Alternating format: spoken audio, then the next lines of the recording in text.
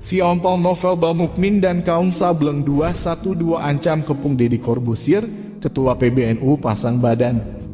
Begini, kalau memang ini membuat kegaduhan yang menggaduhkan masyarakat, gue minta maaf.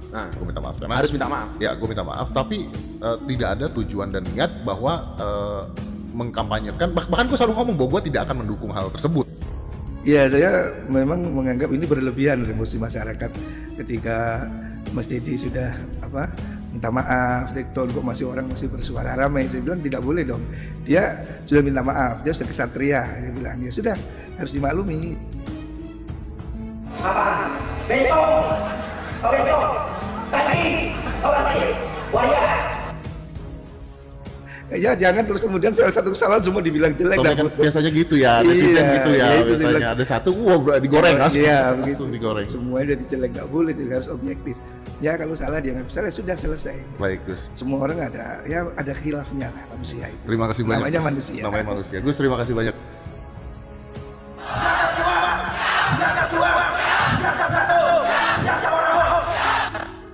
Untuk mempengaruhi orang bodoh itu paling gampang dengan baju agama. Dengan baju agama? Iya, itu cara yang paling mudah untuk nipu orang bodoh. Karena tidak bertanya lagi ya. Iya, guru agama udah dia bilang ini mesti pahala, bunuh diri pahala di mana?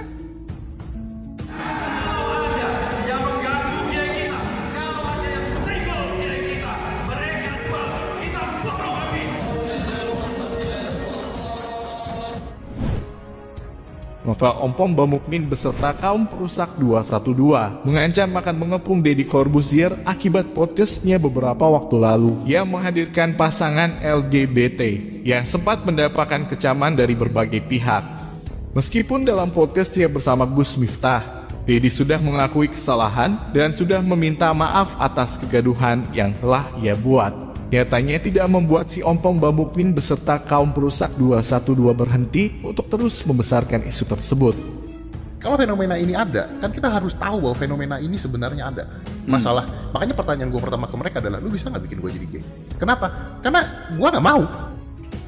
Artinya itu sebagai antisipasi preventif gitu? Lo iya dong, gue nggak mau. Makanya gue tanya, lu bisa nggak bikin gue jadi gay? Beto mati, Beto sekarang udah jadi semua. Operasi sana, operasi sini, mati kakak saya lagi, ya orangnya suruh mati, kata laki ibu, kata dari Ustaz, ini mah perempuan Ustaz. Begini, kalau memang ini membuat kegaduhan yang menggaduhkan masyarakat, gue minta maaf. Gue minta maaf karena harus minta maaf. Ya, gue minta maaf. Tapi tidak ada tujuan dan niat bahwa mengkampanyekan. Bahkan gue selalu ngomong bahwa gue tidak akan mendukung hal tersebut. Loh, saya tadi diwawancara wartawan. Kalau tujuan Deddy mengkampanyekan, saya yang akan melawan pertama kali. Dilansir dari Benteng Sumbar, si Ompong Bamukmin tidak segan akan mengerahkan umat untuk memprotes Deddy Corbuzier. Atas hal tersebut, Ketua PBNU Kiai Haji Ahmad Fahrul Razi pun angkat bicara. Beliau mengatakan jika masyarakat sangat berlebihan dalam menanggapi hal tersebut. Terlebih Deddy sendiri sudah meminta maaf dan juga sudah men-take down video tersebut. Ya, saya memang menganggap ini berlebihan emosi masyarakat ketika Mas Deddy sudah minta maaf, Dekton kok orang masih bersuara ramai. Saya bilang tidak boleh dong. Dia sudah minta maaf, dia sudah kesatria. Dia bilang ya sudah, harus dimaklumi. Kalau lu minta nasihat kepada gua, satu tadi lu minta maaf udah. Ya. Yang kedua, bisa nggak gua minta lu di take down? Kalau lu yang minta, lu guru gua, lu udah nerangin ya nggak ada masalah. Nggak ada masalah. Nggak ada masalah. Mungkin gua lebih bangga kalau lu mau take down sekarang. Oh bisa. Kan gua sahabat lu. Iya. Bro, sahabat itu seperti mata dan tangan. Gimana tuh coba? Mata menangis, tangan mengusap, tangan terluka, mata menangis. Itulah persahabatan. Luar biasa. Ya? Susah lawan. Masalah itu mah. Jadi ya bro ya, keren kan? Nih udah gua akhiri nih. Finish. Gak ada masalah. Makanya. Udah silakan juga nanti. Udah mati ya?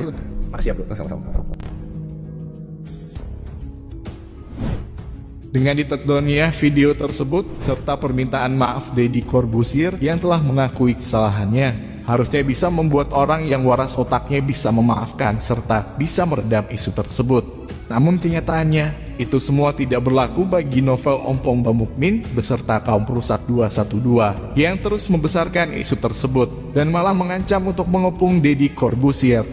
Hal ini jelas menunjukkan apa yang dilakukan kaum perusak 212 bukan hanya tentang Deddy Corbuzier semata. Lebih jauh, tujuan mereka tidak lain adalah untuk menyerang NU sebagai organisasi yang telah resmi dipilih oleh Deddy Corbuzier setelah ia masuk agama Islam.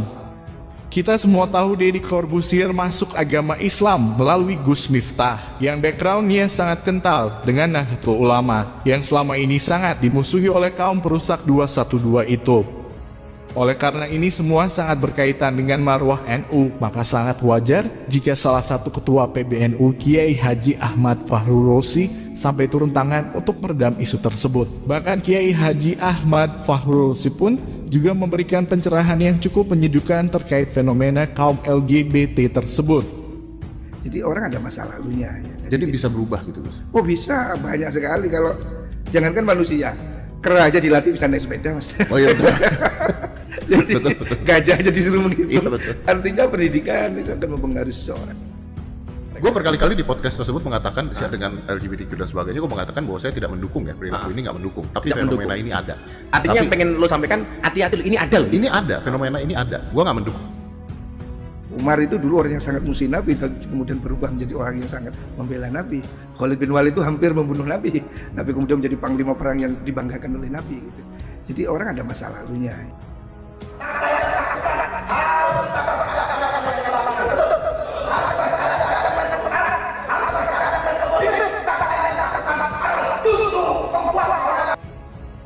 Mereka mestinya diajak, dirangkul. Jadi dakwah itu mengajak bukan mengejek, Mengajak bukan mengejek. merangkul bukan memukul. Karena semakin diejek, semakin dipukul, semakin mereka berontak pasti. Iya pasti, makanya tidak boleh dakwah dengan cara yang tidak benar, itu tidak boleh. Jadi kalau Imam Ghazali mengibaratkan orang ini harus dilihat, seperti dokter tahu dosisnya. Ya, ya. Kalau bayi ini minumnya ASI, jangan dikasih pentol, mati dia. Ini kelasnya ASI, ini kelasnya bubur, ini sudah makan jengkol, ini jangan bayi dipaksa makan ayam goreng, Ya. bukan ayam gorengnya yang jelek, Ya, salah ya. yang Anda kasih Ya, makan dia. betul. Ya itu dakwah seperti itu, harus ada ukurannya. Artinya ketika di ayat mengatakan bahwa kita harus melaknat mereka, melaknatnya bukan dengan cara memukul. Oh atau bukan. ya? Jadi ada cara, jadi orang berbuat dosa itu tidak harus dihakimi seperti itu, dia harus diajak. Baru kalau kemudian dia terang-terangan, menolak, menentang, itu jadi bertahap. Oh. Tidak langsung ada orang berbuat salah langsung dipukul, tidak begitu. Jadi harus diberi harapan. Kalaupun dia sudah melakukan itu, kita ajak, kita sadarkan, kita beritahu yang lebih baik. Barangkali itu menjadi kejelekan terakhir bagi dia. Oh besok dia berubah.